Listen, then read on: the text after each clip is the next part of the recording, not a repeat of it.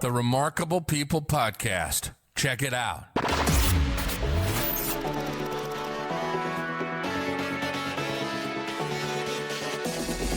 The Remarkable People Podcast. Listen, do, repeat.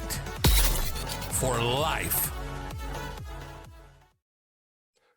Hello, friends. Welcome to this week's episode of the Remarkable People Podcast, the Adriana Gavazzoni story. This week, you're going to see how a young girl with ADHD and hyperactivity figured out on her own and teaches techniques to us how she learned to focus her brain, study, and not only achieve finishing high school, finishing college, but becoming an attorney, a professor, and a published novelist. All this and more in this week's episode of the podcast. So get your pen and paper ready, enjoy the episode, and like our slogan says, don't just listen to this great content, but do it, repeat it each day for life. That way you can have a great life in this world and an eternity to come. I'm David Pasqualone, and enjoy this remarkable episode. Hey, Adriana, how are you today? Fine, David. And how about you? I'm doing remarkable. I was just telling our audience a little bit about you, and they're as excited as I am to hear your story. So if you don't mind, at this time, I'm going to give you the mic. Let's go through your story. We'll start from your birth, work through your childhood, your teen years, your adult years, and then we'll bring you the audience to where you are today. We'll go through the highs, the lows, and everything in between your life. And then the practical steps of not only how you overcame and achieved certain things, but we'll do it in like 1, 2, 3 bullet note steps so our audience can too. Sound good? Sound good. It's going to be a roller coaster. Hey, that's what we like. We all have ups and downs. The journey's messy, but the destination is what matters, right? So Yes. How did your life start? Were you born in Mexico, Brazil, Indiana, Utah? Where were you born? I was born in Brazil, born and raised in Brazil by an Italian family. So it's a bunch of noisy people that love each other and fight a lot together and laugh a lot together, always around the table. Yes, I was just up in Boston with my family this past week, and I met my 3 sisters and brother-in-laws and nieces and nephews for the first time. So we have an Italian, Irish, we got one brother-in-law is Greek, one brother-in-law is Jewish, one brother-in-law is Italian also. So there was noise coming from everywhere, 5 different conversations at once. So if people around the world or within America don't understand what Adriana is saying, being Brazilian and Italian, that's a lot of passion, right? That's a lot of passion, a lot of emotions, a lot of wine also. We can gather without a good wine. So what was your childhood like? Were you the only child? Did you have multiple children in your family? How did that work? No, I have 2 more siblings, a younger brother and a much younger sister. And we grew together, but we have tons of cousins around us. Both my parents came from families where they have 9 brothers each. So you can imagine the size of the family.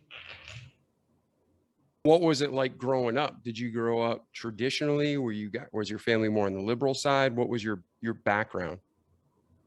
I think we are more in the liberal side because my parents always tried to be friends with us. In that time, I was born in 1968. So I'm talking about a time where parents should be respected. You should call them sir and madam. And my parents were not like this. They always tried to be our friends. So I think it was more the liberal side. And then growing up, did you have like what you'd consider a normal childhood? Was there anything that you had to face back then that you'd want to discuss now? Or do you want to move into your adolescence and maybe college years? I think since I was a kid, even with a great family, I felt different. I didn't know why I felt different. But I felt there was something in me that wasn't just like the other kids. I couldn't concentrate. When I could concentrate, it was just in things that I really loved. So, for example, in school, mathematics was a problem for me because I hated that. And history, Portuguese, English, I loved that. And I didn't know what happened. Years later, I was diagnosed with attention deficit with hyperactivity. So I was really a different kid. And when you are different, it's tough because you don't feel you belong. Even if you have loving parents, friends, you always feel different. It's something hard. Nowadays, I think it's easy because kids receive a diagnosis early and they can learn with the help of shrinks, sometimes drugs, to overcome that. I had to create mechanisms to overcome that without anything like that. I just discovered I had why I was different. I was 38 years old. So I really had to fight to have good grades and to keep a regular childhood, or I was going to be inside the room reading all the time, as reading was escape. Whenever I was reading a book, I felt like I could serene my mind because I always had this agitated mind, my thoughts always jumping like frogs inside my head. And it's hard for a kid that I had to create ways to concentrate much harder than for any other kid. I had to study more at home because I needed to get good grades without the ability of concentrating teachers. Teachers talking, I was sleeping, daydreaming, drawing. I wasn't especially of drawings. I draw a lot during the classes because I just couldn't focus on things they were saying to me. It was not interesting to me. I couldn't concentrate. Now, I know a little bit about your present and the things you've accomplished in life, but before we go on, we have listeners over 90 countries around the world, and some have great support systems and some have no support systems. So in practical steps, you said you taught yourself techniques and mechanisms to overcome the ADHD and hyperactivity so you could focus on your studies and get things done. What are some of the things you did, Adriana, that was successful to help you focus? As a kid, I understood that I couldn't learn if I had people around me. I could learn only if I was alone. So I discovered it was much easier to me to be alone to study, as my concentration would be better. If I had noisy music, people chatting around, I couldn't concentrate. So I learned a lot how to work alone. And I bring that till nowadays. Whenever I need to make a defense, whenever I need to write my novels, I just put myself inside a room or an office and I close the door and I have to be completely alone. I can't concentrate with people around me. It's impossible for me. Yes, and I know I thought I was functionally retarded until I was in my 30s. I had dyslexia and similar things as what you're describing, and it used to frustrate me to no end that I watch somebody study for 45 minutes and I have to study for 4 or 5 hours to get a lesser grade. So, did you pick up any study tips that you can share with our listeners? Or did you just, like me, you didn't really have help and you just put the extra time in? How did you overcome? Because what the audience doesn't know yet is you became an attorney, so you don't get there by getting poor grades in school. So how did you go from struggling to success? I obliged myself to study more. And of course, I had I had parents that helped me a lot, and they gave me self-esteem. My father used to say, "You are too intelligent for those grades. You are lazy. So you have to study more. If you study more, you're going to have the grades comparable to your intelligence." So I had this idea, oh my God, I'm intelligent. I'm not stupid. So I had to do better. It's just a matter of doing better and studying more. My mechanism back there when I was a kid was studying more is going to give you more grades because you are intelligent.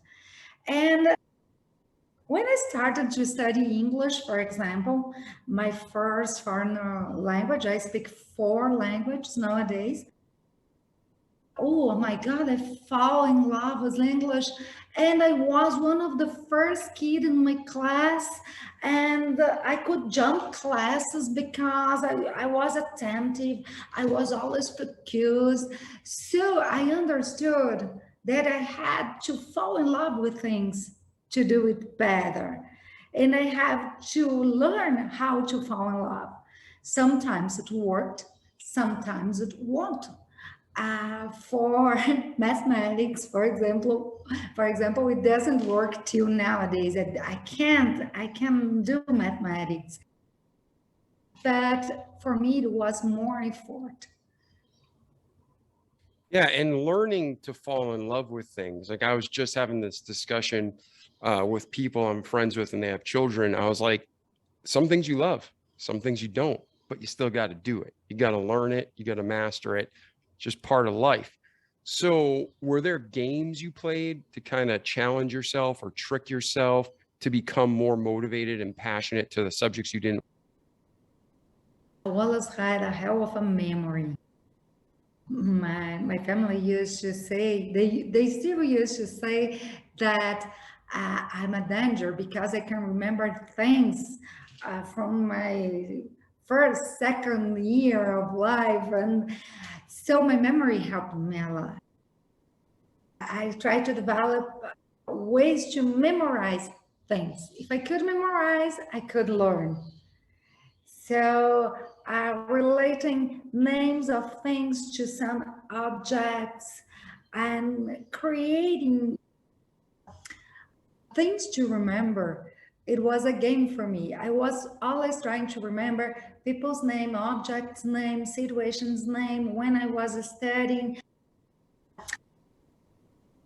Some king of somewhere when I was studying history, his name is comparable to that object. So whenever I had to remember the king, I remember the object, then the king. And I still do that. I still use memory and to relate things to remember a lot. Now, that's something you developed and figured out on your own. And I know there's tons of books and classes on those kind of memory techniques. Is there one that you'd be like, this one really helped me? Is there like a book or a video series or someone that really helped you develop the memory techniques? No, I have to learn it alone because I have no clue what was happening with me. I just felt different. Yeah, you and I grew up And before the internet, so we couldn't Google solutions, right? no, we didn't have. We have some encyclopedias, but they didn't talk about different people and different behavior. My mother used to say, "You are nuts. You are always doing nutty things." Because as I also had hyperactivity, I was always on the move. I had to move all the time. I was always jumping from one thing to other, and I was curious and I could learn fast things that I loved. And I was always trying to learn more, more, more. Sometimes I was on ballet classes, the other piano classes, learning English, and always trying to learn something. But it was all by myself. I had to find that kind of mechanism. To use colors was good for me. Whenever I put colors on my books, my memory could bring the phrase because the phrase was related to a color, but it was all alone. Yeah, and that's excellent. So for our listeners, there's things that Adriana is just remembering as she goes, but they really help. Like she was saying, color coding.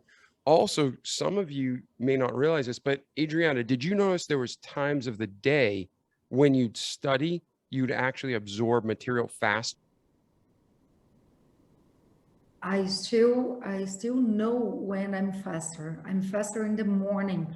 So I start early and I'm very productive in my mind with the fences I have to make, writing novels from 8 a.m. to 2 p.m. That's my best time of the day. Then I get a little bit dizzy, like I can sleep. I could sleep, something like that. So I need tons of coffee to make my brain go back. And around 4 to 5 p.m., my brain is okay again for some hours. So I develop, I always studied in the morning. And I always try to use the morning the best I could because mornings are my ally. I need rest before thinking. So when I'm fresh, I had a good night of sleep. It's another thing I understood. I need 8 hours of sleep every night, or I'm not going to function the other day. Whenever my brains are rest, I can produce more. Yes, and I agree with that. One of my roommates in college, I never saw him study and he got straight A's. And then one day I was frustrated. I'm like, dude, when do you study or do you have a photographic memory? And he taught me what you just said, Adriana. He's like, I study first thing in the morning. So he'd get a good night's sleep. He'd wake up at 4:30 and he'd hit the books. And he said, because his mind was rested, he's like, even if I'm sleepy and groggy, he's like, my mind is like an empty sponge. And as I study, it just sucks it in and absorbs it. And then he can recall it faster. So as much as I hated it, I didn't want to flunk out of college. So I tried that. And like you, studying in the morning helped me so much. So if you're listening to this, try different times of day and give it some time to build habits and work out, the fluke parts of it. But some of you may study best at night. Some of you are like Adriana and I, first thing in the morning. But to our listeners, everybody has an opinion, right? But the one that counts is the one, as long as it's moral, do it if it works for you. So I agree with you completely about the mornings. And then what's funny is you said you're back after 4 o'clock. I find like work productivity, I'm the best from like it's usually like 9 p.m. to midnight. So do you have just an A game where you're super functional for work projects, or is it always in the morning? No, no, I can. I learn. I used to feel guilty because I really needed after lunch. In Brazil, lunches are not like the United States. We really eat heavily during lunchtime. So I used to have lunch and I felt so asleep after that. And I needed just to go to my bed or to wherever I can, even on a chair when I'm at work, and sleep half an hour. And I felt guilty because I used to say to myself, who sleeps in the middle of the day? But after I woke up, it's just half an hour, exactly half an hour. After I woke up, it's like the day start again and I'm functional again. So as we people with hyperactivity, we have a brain that works too fast and too much. We really need to put it to sleep for some time, and then when we sleep it's back and it's completely functional. But I can produce after that. So whenever I need something that I'm going to use my mind a lot, I just close my eyes, I do like that, and I sleep half an hour. It's enough for me. It's like resetting everything and starting like if it was 8 o'clock in the morning. Yeah, and it's funny, again, you say that because power naps, 5 minutes to 30 minutes, not more, not less, but 5 to 30 minutes is considered the perfect power nap. And study after study after study shows results exactly what you say. it recharges you and it's like a reset. And maybe the first few days you're a little groggy when you wake up, but after that, it's like a power charge, like your battery was just charged in the outlet on the wall. So I'm there with you. I'm never more productive than when I get power naps. And I think people all over the world do it and see the success. So was that something, again, you were taught or you just figured out yourself? Just figure out by myself, because my mom used to put us to sleep after lunch. She thought it was healthy for kids, and we did that. And but I grew up with that. And then when I arrived to college, and that moment, I didn't want to sleep anymore. It was a kid stuff. But I felt my body needed, my brains needed, and I went back to that. But as I said, I felt so ashamed to do that, so guilty. I went to a shrink to talk about it, and he said, if it's what makes you functional, Christ's sake, go ahead and sleep half an hour. The day has 24. You don't need to sleep only during the night. You can do that for half an hour. People who do that live more, they are more functional. But I discover by myself, and I can't do that every day. Sometimes my schedule doesn't allow. But whenever I can, I do that, and it's perfect for me. Yeah, I think there's great wisdom in that. And if somebody out there listening hasn't tried power naps, do it. It might take you a few days, even if you just close your eyes and lay there, just stay still and try to clear your mind. And Adriana, I don't know if you agree with this or not, but once you start training yourself for these power naps, I can fall asleep consistently without issue in less than 60 seconds, usually 30 seconds. Is that how you find yourself? Is it you just get used to falling asleep and then wake up?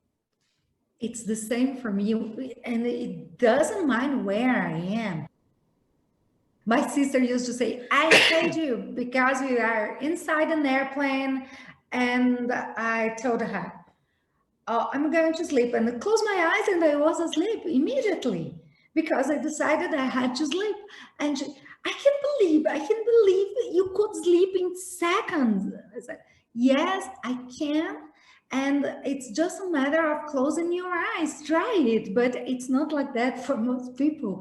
They need some time to relax. I don't, I just shut down and I sleep, and half an hour later I wake up and I'm like this. I'm happy again. My skin is better. Everything is great. Yeah. So like Adriana is saying, it's you can train yourself and you play how you practice. Keep practicing the power nap. I'm a huge believer in the power nap. All the most productive times in my life and Adriana's life is when we take power naps every day.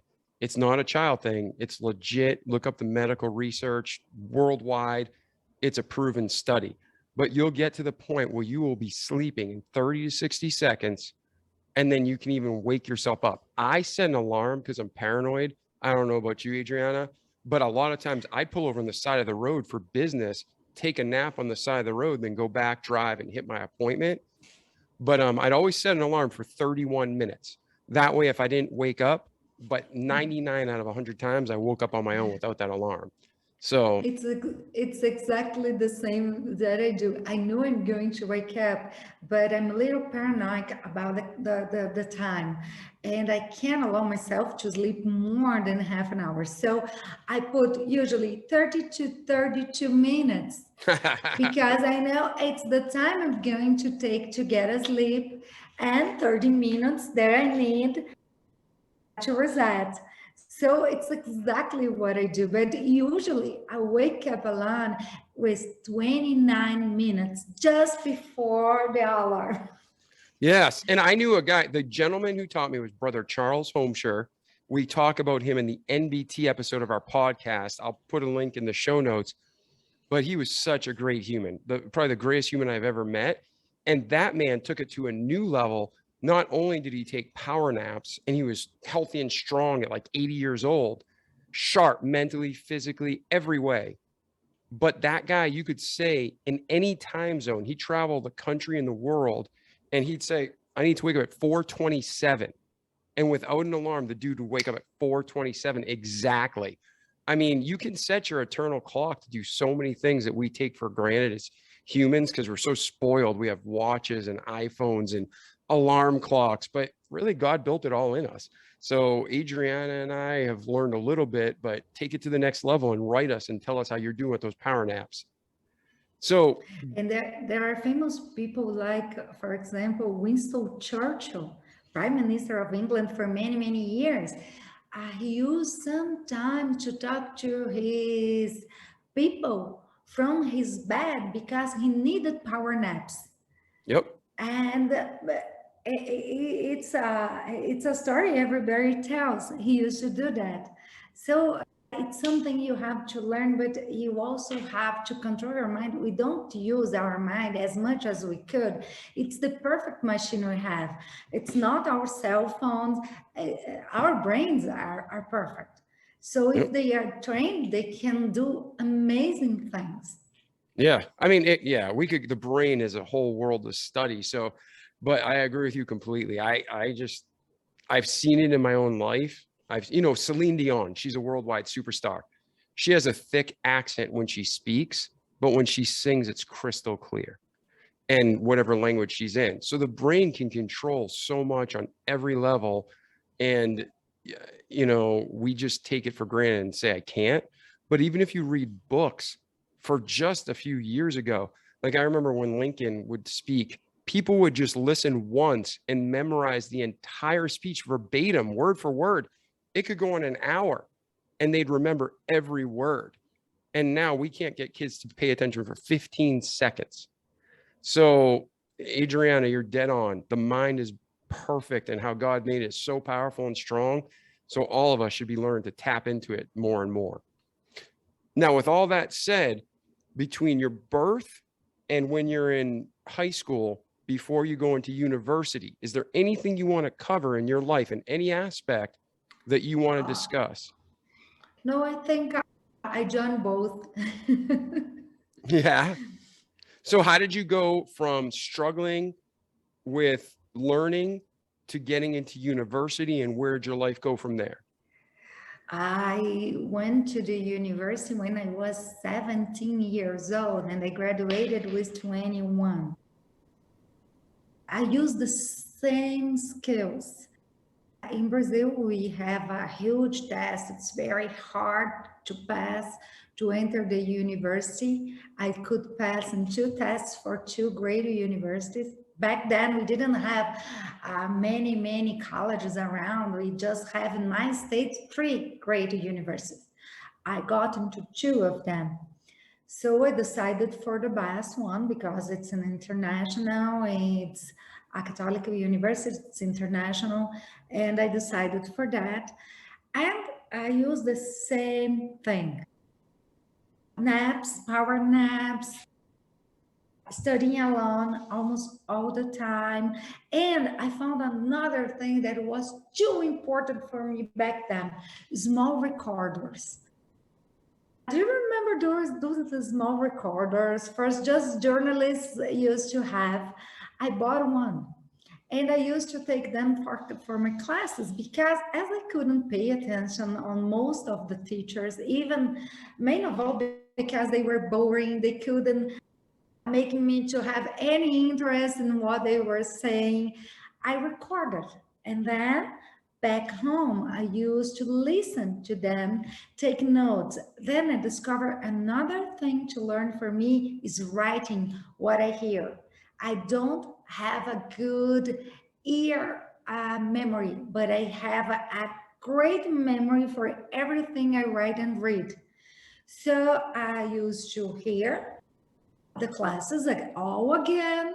The classes I couldn't pay attention, of course, not all the classes, to write them and then study that. And then my grades were good. And then I could finish university without any problems. In 5 years, I was graduated and I was just a kid when I was already a lawyer.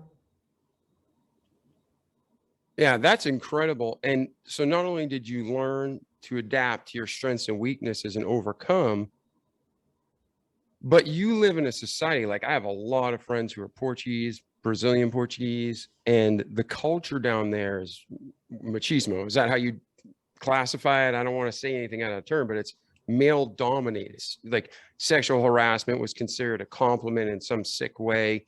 They just felt like they were better overall. Not all Brazilians, not all Americans, not all Asians, but overall, was that the culture you were growing up? I could say yes. I could say it was how Brazil was back then. We are talking about I've been a lawyer for 31 years.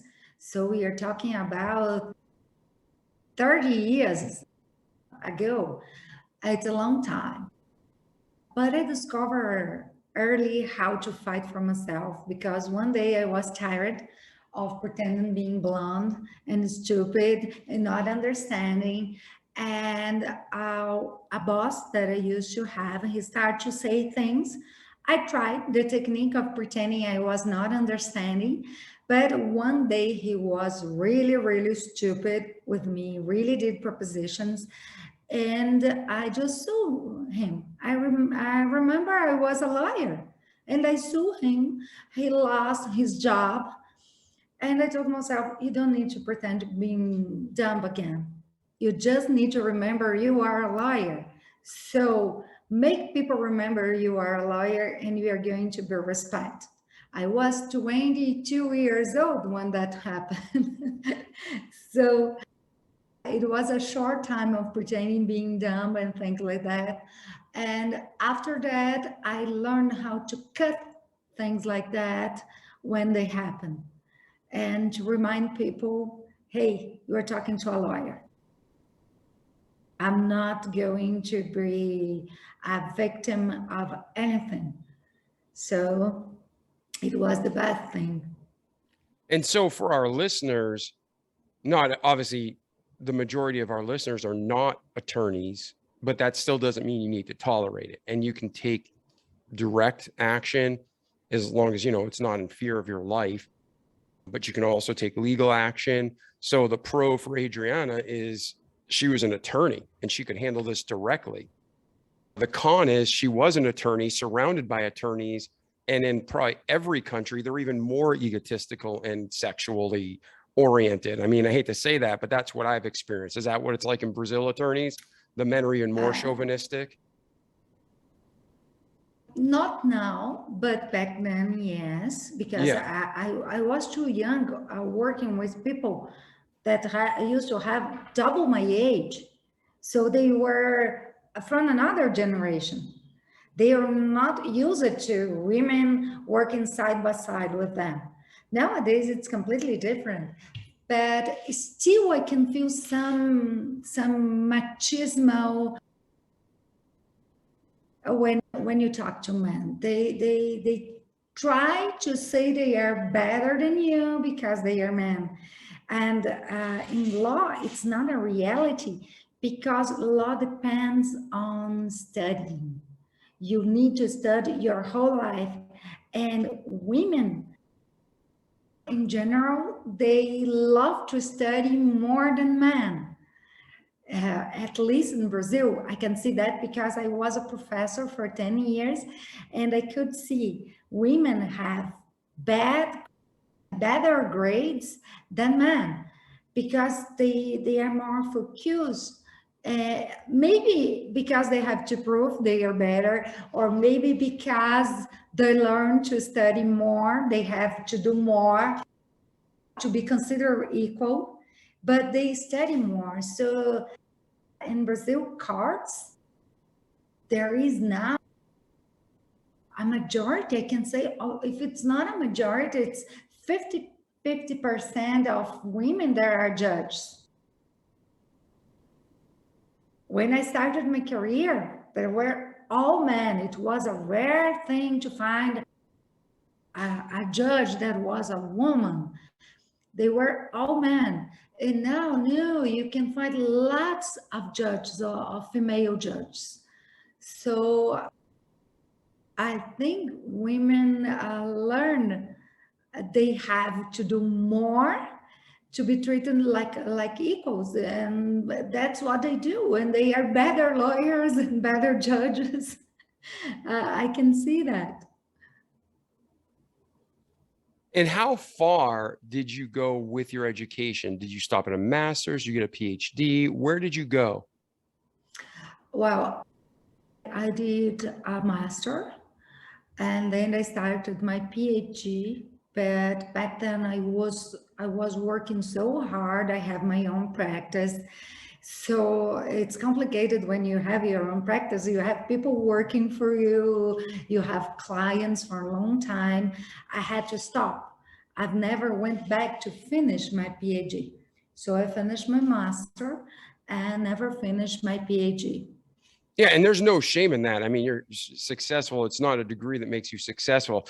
It just always intrigues me when you have people like you who have these, these issues focusing, you learn to overcome them, you apply it, and you do such great things. And then the part of life that you hated probably most, like for me, I hated school because it was so hard.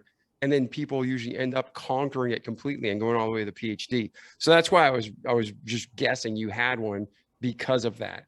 So you go to university, you become an attorney. Talk to us about the journey, those 31 years you spent in law. I became an attorney, and as I was too young, nobody would trust on a young blonde kid of 21 years old. So it was hard for me. The first month, I opened a practice, and I was all alone there. No clients, nobody would trust me. So I decided to work for government.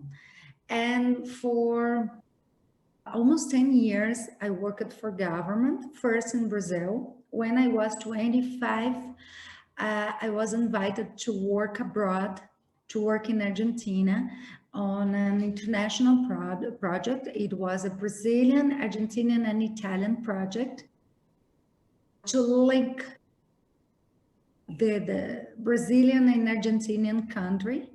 We were talking a lot about the South markets back then. It didn't work out, but back then it was working. And I was invited to be the legal director of a company that was controlling those linkings. And I was just a kid in a very high position, and I worked there for more or less 5 years, from 25 to 30. When I was 30, I decided I had to go back to school. I was just studying this and that, but I needed to go back to school. So I decided to go back to study. I did 2 years of, I don't know how it's called in the United States, but post-graduation maybe.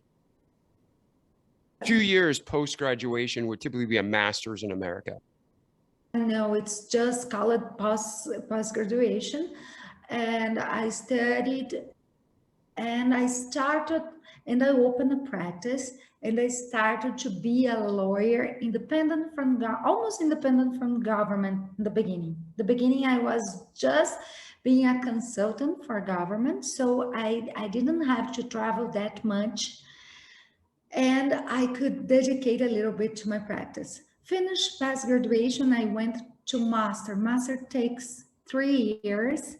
And it's the point you have to choose a thesis, you have to develop. So I had to travel. I've been in Columbia Library for some research for some time. I've been to France, in Sorbonne's library researching. And after that, I produced a book, a legal book about renegotiating international contracts. So I produced the book, and the master gave me the ability to be a professor. So I decided to be a professor, and I was approved quickly to be a professor. And I was a professor, a legal professor, for almost 10 years. Then it was too heavy for me to participate to be every day in the university teaching, having my own practice. And I was traveling a lot because of my clients. So I had to quit something or my house wouldn't be good. It was not good. I was having health problems, but and I decided to quit teaching. So, and that's an important point in your life. That's a crossroad.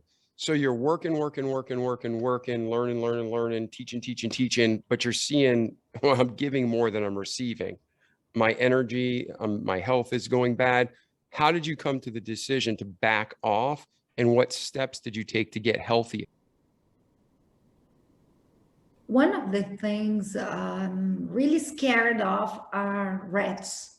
And one day, I don't know why, I was watching some TV and there was a small white mouse turning to his wheel, and I decided to face it. I said, it's on TV, it's not going to jump on me, watch. And I saw that animal just doing that circles and circles and circles and circles. And I said, hey, my life, it's just like that. I wake up in the morning, I go to the university, I teach, I go from the university to my office. From my office, I come home and I work out because I really needed to work out to keep at least barely healthy. I take a shower, I eat something, I go back to university, and I come home and sleep, and it's a rat life. It's not a regular life. I can't do that to myself. It's too much for me, but it was hard for me to choose. I really loved my students. Some of my students are my lawyers, and it was hard for me to quit. I don't have kids. I decided early in my life I didn't want to have my own children. So my students were and are just like my kids. It was like, hey, I'm going to abandon my kids, but I had to choose. And then I decided to quit teaching.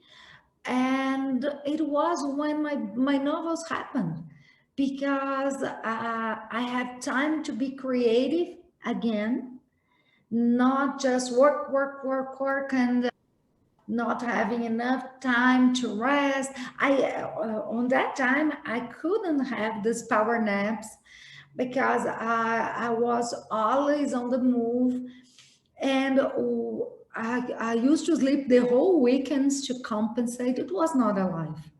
So when I decided to quit, I have the nights just for myself, and oh my God, I'm here. I have a whole night for myself. I'm not teaching. Tomorrow I'm going to go early to my office, and what I'm going to do. And suddenly it was a bet with one of my lawyers. I started to write a novel.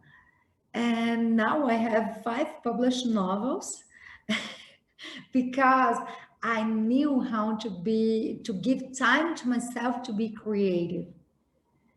So I try from that moment on, I learned that I can fulfill my mind with everything. I need to give space for my brain so they are going to breathe and they are going to produce more in a more creative way. Yeah. And sometimes when we put that pressure on ourselves, it like bottlenecks our brain. So we can't think and it can't flow, right? Is that how you felt? You couldn't flow until you had that freedom? No, I can't. I really can't. When I start to work too much, unbalance my life, it's the moment I'm not going to be creative to help a client, creative to write my novels that are precious to me, or that I can have quality of life. I'm 53. I don't know how much I'm going to live. People are dying around me. Those last 2 years were tough. We don't know when we are going to die. I just know I'm going to die one day, and I want to die knowing I did everything I could to be happy and to fulfill my dreams and not just work, work, work, work till I'm completely done. And one day retire and say, oh my God, I worked my whole life, now I'm old. I can't, I'm going to rest because all my life has been like this. No, no, I need periods to rest. I used to travel. I do small vacations. I can't take long vacations because I have clients, they need me.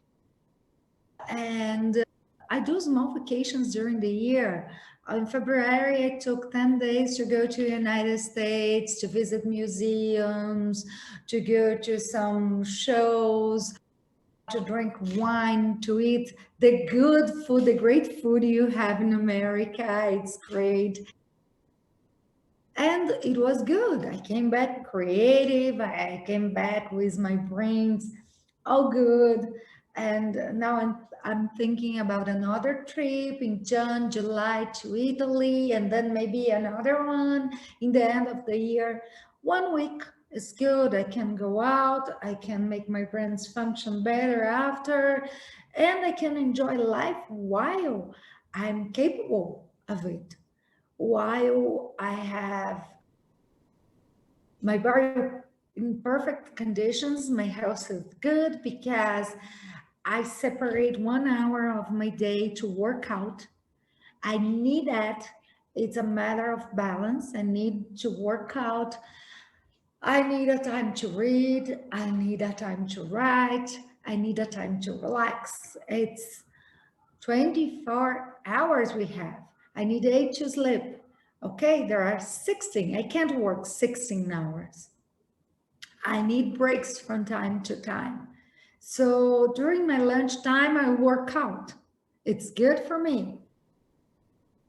Then in the end of the afternoon, I relax a little bit more to prepare to work a little bit more, but I give myself space. So my health is in good condition. Yeah, and that is so important. I think there's a lot of wisdom, and you and I are wired very similar. The more I listen to you, I'm like, yeah, I feel the same way. But some people are like, no, I want one vacation a year for 2 to 3 weeks. And there's people like me and you where after the fifth day, I start getting a little antsy. 7, I'm like, okay, it's time to go. And 10. So depending on the vacation, I'm looking at 5 to 10 days. That's plenty for me. There's always the exception, but typically I'm tracking with you. But what Adriana said about balance, balance is a key. The Bible says a false balance is abomination to the Lord, but a just weight is his delight. So you got to find what works for you. Like where Adriana and I might want to go on a vacation shorter 3 or 4 times a year instead of one big vacation. You know, some people take 30 days and they go overseas and they have a great time, but I'd rather take short vacations. And I think the other thing that you said that's so powerful is we're not guaranteed today, not even tomorrow. We're not guaranteed today. You or I could die right now. We're on this podcast, or we could live to the average life is 70 to 75 years globally, give or take. Some people live longer, some people live less, but we don't know. And I just had a friend, you mentioned retirement. It was actually my uncle's friend, but I knew them, worked their whole lives, made a ton of money, sacrificed a lot to bank away for retirement, had their everything set. The wife retired, and 1 week after she retired, she fell down a flight of stairs and died. All the money in the world's not going to help that, right? So No, enjoy it's life. not. Yeah, enjoy life each day. Enjoy the journey. Be thankful for it. And like Adriana said, don't kill yourself for a future that may not come, especially with the global, I don't want to get into politics, but the global politics and the global pandemic and the global economy, we're in a crazy state right now. So I'm not saying be irresponsible, but enjoy the day, enjoy your life, because we're not guaranteed another breath. No, we don't have any guarantees, and we can't ruin our lives and our health just working. Doesn't matter the amount of money you're going to gather.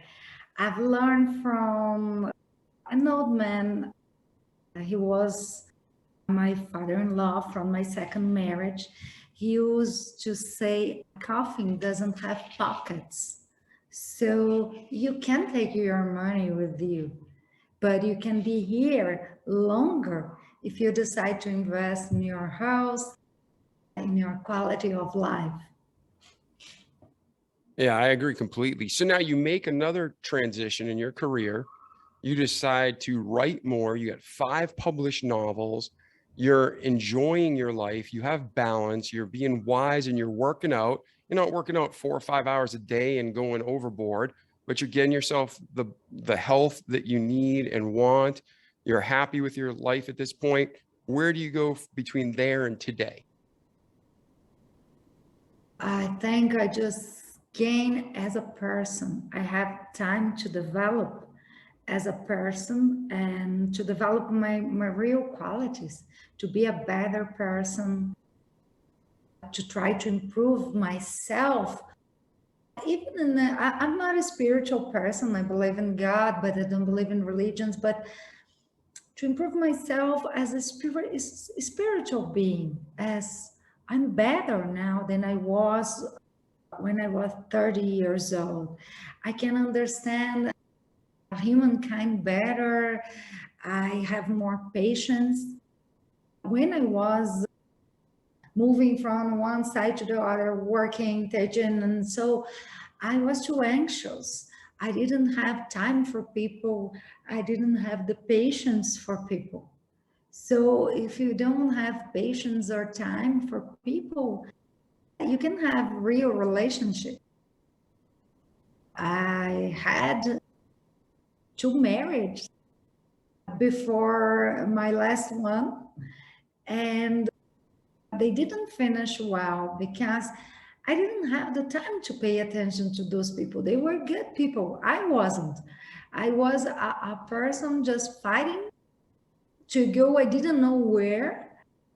Always worrying more about achievements than real life. In real life is a real relationship, to value your family, to spend more time with your dogs. Their life is short. You can regret after they depart. You have to enjoy now. And even my work is better now because it has more quality. I have more pleasure working now than I have before. Before, I was too worried about money and things like that to enjoy being a lawyer. Now I enjoy being a lawyer. I receive compliments from my clients. My mother cried. It was almost Christmas, and one of my clients sent me a message telling me, thanks to me, his family was peaceful. He was having the best Christmas of last 10 years. And things like that are important to me because now I can enjoy the quality I'm giving my clients. So I have to be selective. I can take every client. I need a space to do to go pro bono, because people that need justice the most in the world are the needy people who can't pay for a lawyer. And the system is not good for them. They can't afford lawyers, and from time to time, I try to do pro bono. It's good for the soul. It's not good for the pocket, but it's so good for the soul. Now, what law do you specialize in? What is your specialty? Commercial law. Okay, commercial law. So if anybody's listening around the world, corporate law in United States, you're going to say it's corporate law. now do you have license to practice in the US and other countries, or just Brazil right now? Unfortunately, Well, Brazil's a massive country. It's not like that's just. I didn't mean it that way. I just meant, is there an international certification you got, or are you focused on Brazil? No, I have to focus on Brazil. My master is in international contracts, so I work in Brazil for companies. If they have international matters, I'm the person. But I can't work in Brazil. If I have to work in the United States, I have to start all again. I have to go back to university in the United States. For lawyers, it's complicated because law changes a lot. Our law in Brazil is totally written. If it's not written, you can practice, you can impose.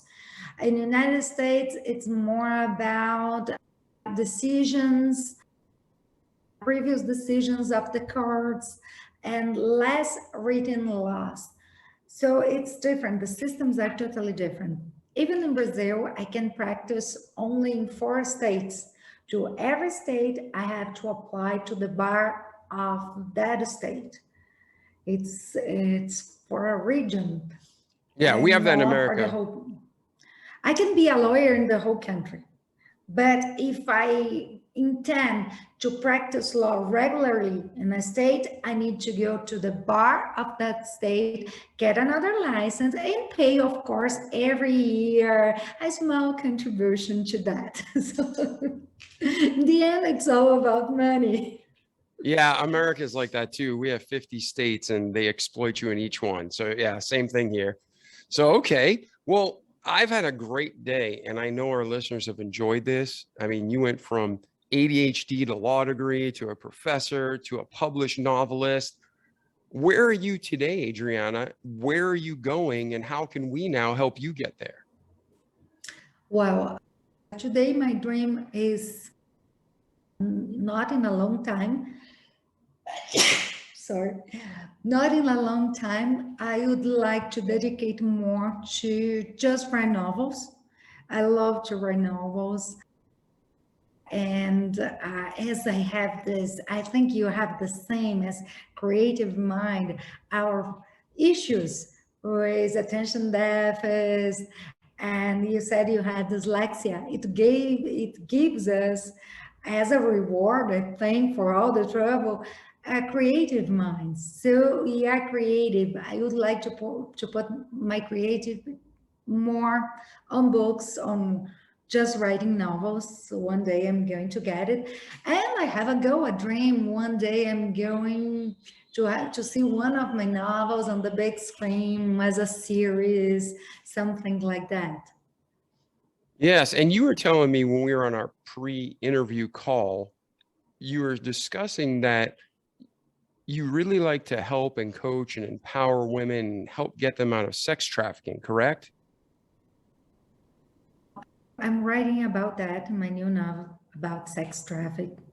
And on my first novel, I wrote about sexual abuse because I've been a supporter of a shelter for abused children. And I learned how difficult are their lives after the experiences they had early on their lives, and sometimes even later on their lives. But I love to empower women to try to teach women that they are powerful. They can run their lives as they want. They can have a career, a profession, and all my characters, they are tough women, successful professionals, and they pay for their own bills, because I'm a firm believer that every human being must pay for their own bills. Okay, if you pay for your bills, you are going to choose what you are going to eat. If you let someone else to guide your life, to pay for your life, you have to submit. So I'm always trying to teach my former students, my lawyers. I love to work with women. And I have one male lawyer in my office, 3 lawyers, 3 female lawyers. And I love to work with the girls to show them, hey, follow a career, follow your own path. Understand me, I'm not against someone who decided to stay home and take care of their kids. It's tons of job. Okay, I wouldn't raise a kid. I don't have the courage. So I'm always trying to fight for human rights. I'm always trying to show them there is more than violence. There is more than abuse. There is more outside. If you believe in yourself and you think you can overcome those obstacles some way, of course, you need to help. Like the shelter, I used to help, because if you help a shelter, the shelter is going to provide for the kids. The kids are going to face a better future, even if they had the worst of the past. So empower women and making women believe they don't need to play dumb, they can fend for themselves. And even if they had a sordid expression, a shitty life, they can have a bright future. So I always try to write and show my readers about to try to get the attention for those matters. Abuse that can happen inside your own home and you don't know. Sometimes our relatives that abuse our children, sometimes someone we really trust, and the kid is so defenseless, he's not going to tell you. So if you try to show people, normal people can have that kind of problem, they can pay more attention for their kids and pay more attention for the kind of kids they are raising. Yeah, well said. I mean, nobody knows what's going on behind closed doors. And there's so many people that are in abusive situations, male and female, and they need help to get out. And sometimes they just need a little encouragement or to hear someone else say it to kind of guide them through the process. So if there's a listener out there and they want to hire you to represent them in Brazil, or if there's a listener out there that wants to talk to you about domestic abuse or what it's like to be an attorney or professor, to get involved in your novels, or maybe they're a publisher and they want to try to, get your materials, what's the best way for someone to reach you these days? Through my email, adriana@adrianagavazzoni.com, or social media. I'm very active on social media. So Facebook, Instagram, Twitter, I always answer. Sometimes I take one day or two to answer, but please get in touch and I'm going to answer. Awesome. And I'll put links in the show notes so you can just click on the link. So whether you're using Google Podcasts, whether you're looking at Apple Podcasts, Spotify, whether you're watching this on YouTube, however you're listening or watching, I'll put in the show notes. You can just click and go. All right. Well, Adriana, it's been a true pleasure. I'm so thankful you're on the show today. I know it was a long time coming, so I'm glad it finally happened. Any other final thoughts or ideas that you want to share with our audience before we part ways today? First of all, I want to thank you for the opportunity, David. I had a great time today. It was great to talk about life, remember things. And I just would say to people hearing to us, listening to us, it's a matter of thinking you can overcome. It doesn't mind where you are now, what difficulties you are facing. Believe in yourself and you're going to find a way out. Trust in some people that can help you, but trust in yourself and never give up on your goals. If you think you want to be a lawyer and you don't know how, talk to me. I'm going to tell you how I did. If you're having difficulties and you think you are too different, to be different is good. I understood that. But the only thing that you can do in your life is believing you are not good enough and you can't. You can. If you try hard, you can do anything at all. Yeah. And I think you're the perfect illustration of that.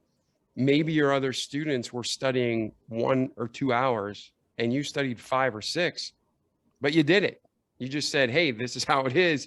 I'm going to adapt and overcome and not make excuses. So please, if you're struggling, talk to Adriana, reach out to her, and don't make excuses for your life. Like our slogan says for the Remarkable People podcast, don't just listen to these great episodes in Adriana's story, but do it. Repeat those good actions each day for life so you can have a great life in this world and an eternity to come. So, Adriana, thank you so much for being here today. You truly are a remarkable woman. I appreciate you. I know our listeners appreciate you, and we wish you only the best in your future. And hopefully we'll have you again on the show when you get that movie going. Thank you very much, David. Thank you very much for your listeners. It was great to be here. I hope to see you soon. Definitely, definitely. And for our listeners, please like the podcast, rate the podcast, give us a 5-star review. And if you can't, email me and let me know why so we can fix it, right? I can't fix a big nose, but I can fix problems with the podcast. So let me know. Let me know and we'll get it done. So I'm David Pasqualone. Adriana, thank you for being here today. And to all our listeners, we love you and we'll see you in another episode soon. Ciao. Ciao. The Remarkable People Podcast. Check it out.